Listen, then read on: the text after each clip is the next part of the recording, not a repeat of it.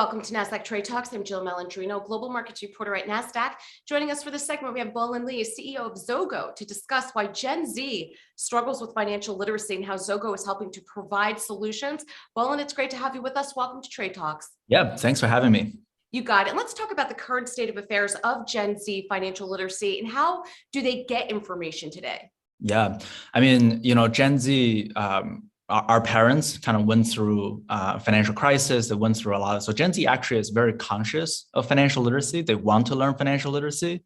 But today, they're getting information from school, like teachers giving classes, or they're getting information, now from TikTok and some of the social media platforms, which is a great form of information, but sometimes it's wrong. So it's really, we're kind of seeing this right now where Gen Z are really looking for a source of truth almost for financial literacy and in a digestible format that they can learn quickly because they don't have a lot of attention span and, struggling to figure out what they do, especially they enter the workforce during a pandemic. Yeah, there certainly are a number of challenges, especially when you have so many social media platforms out there and people claiming to be financial literacy experts. So shameless plug here. We're glad that Trade Talks can have guests on such as yourself to help aid in that financial literacy effort. So with that said, Bolun, tell us a little bit about Zogo and how the idea came about. Yeah, for sure. So Zogo was started about 3 years ago. I was a college freshman at Duke University and went through, the typical financial literacy seminars that you have in school, right? The teachers come in, actually not a teacher, it was a bank that came into the school, put up a presentations, like 2-3 hours on presentations on all the terms, right? Savings, checking account, whatever. And you just look around the room, everyone was just falling asleep, not paying attention, like no one was paying attention, right? And then at the end of it, the bank actually gave each student a little flyer and was like, open a checking account, you get $20 in your checking account. And after the thing, I just remember everyone was like, this is so stupid. Like we would never, first of all, never open an account in this bank. And we just didn't learn anything. And these are critical information for us to go on for life. So after that, we really just, me and two of my co-founders, we just got together. It was like, there's gotta be a better way of doing this. There's gotta be a better way for Gen Z to learn about this information in a digestible format. So that's when we kind of put our head together. We took inspiration from Duolingo. If any of you know, it's like the language learning app, breaking down language into these bite-sized formats. So we did the same for financial literacy. We took these really complex topics, but we turned them into these bite-sized modules that are super digestible. And we gamify it by rewarding the Gen Z for completing each module. They earn a currency in the app called Pineapples. And they can use the pineapples to redeem for rewards as they complete financial literacy lessons. So that's kind of our approach for financial literacy. It's so interesting having covered Gen Z trends that gamification really seems to be something that is sticky and they respond well to. I find that interesting. So Bolun, let me ask you, what have you found interesting about your user base? And what do you think Gen Z cares about the most when it comes to financial literacy? Yeah, what we found really interesting is, and I'll say very bluntly, right? A lot of Gen Z, they don't care about financial literacy. That's probably the last thing that's on their mind, to go on an app to learn about financial literacy. But when they see Zogo, like the gamification, the pineapple, they see it as a way to kind of earn a little bit extra, almost like earn a little bit extra money. So when they get onto the app, that was kind of a mix of what's in their mind. They're like, we want to make some money from this app. But as they go through the learning modules, they realize how little they know about money and how important these knowledge are. And it kind of inspired them to keep going. And they also realize they really can make that much money from the app. Right. But it's a great way to get Gen Z to even take the first step, all right, which we think is the hardest thing. Yeah, that really is interesting because I could tell you the fitness app that I use called iFit. Yep. It sounds a little bit silly. I'm Gen X clearly, but even when you get the little explosion of confetti when you've hit 25 workouts, 50 workouts, you get a t-shirt for hitting 100 workouts, those little incentives really do push you to learn more and excel. So I completely can relate to that. What do you think has been responsible for the increases that you've seen in your user base? Yeah, I think we see about 70% of our users who are on the app today got on the app through referrals from friends and families.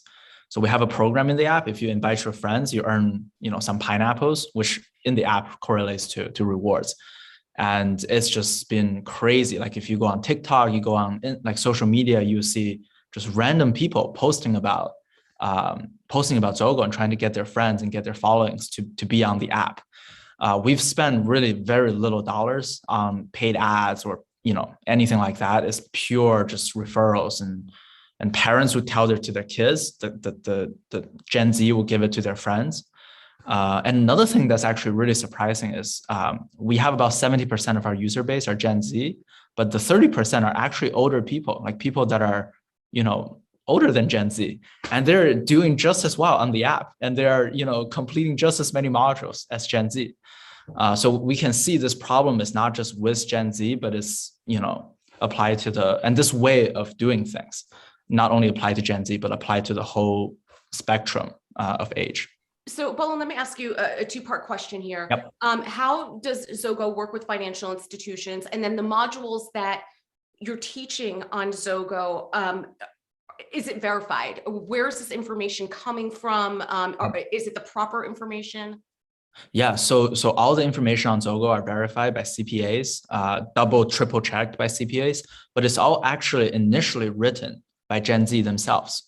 So that was really the secret sauce for Zogo's content, is making it the tone to be very younger people kind of friendly, but then with kind of the experts and the authorities to fact check it to make sure they're 100% accurate.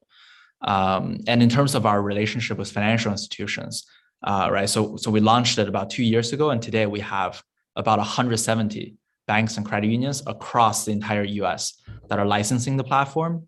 So they're actually the entity, the institutions that are providing the reward for the users on the app. So they're the ones that are encouraging the users to keep learning and keep, getting more financially literate. And it also is a tool for them to promote their brand to the younger audience and get their brand in front of younger audience in a way that's not billboard or that's not, a TV ads, right? So we're very excited about our partnership with financial institutions. And today, even some of the financial institutions are integrating Zogo into their mobile banking app. So it will be part of the mobile banking app experience that their customers could learn and earn, right? Learn financial literacy and earn rewards at the same time. Right. Well, it's a great customer acquisition strategy to bring, younger customers, the next generation of clientele on board. To wrap up here, Bolun, what other sectors of finance do you think are ripe for financial literacy to be refreshed? Yeah, no, we've been doing a lot of research on that. The next couple of sectors we're getting into are insurance. We're seeing a lot of demand around investing. We've invested a lot of resources in the past few months on building out a very comprehensive investing-oriented content that will start, integrating with a lot of the fintech trading apps out there. And also another one is auto and home. So people are really looking to buy cars, buy house. We want to give them a very comprehensive resource for them to go about doing it. But I would say that the number one thing that we're seeing demand on is investing. People really are, especially young people, as you can imagine, with what happened last year and what happened just in the past couple of weeks. Yeah. It's been a crazy couple of topics on the app that people are really interested in. Yeah, well, it certainly makes sense. For the past 10 years, the market's only been going in one direction, and you have an entire generation of investors and traders that have not experienced even, a somewhat prolonged period of volatility. So it's great that you have an app that targets Gen Z that has not been through market conditions that we're seeing now. So I think it's great, what you're doing, Bolun, and we appreciate you coming on Trade Talks. Thanks for joining us. I'm Jill Malandrino, Global Markets Reporter at Nasdaq. Thank you so much.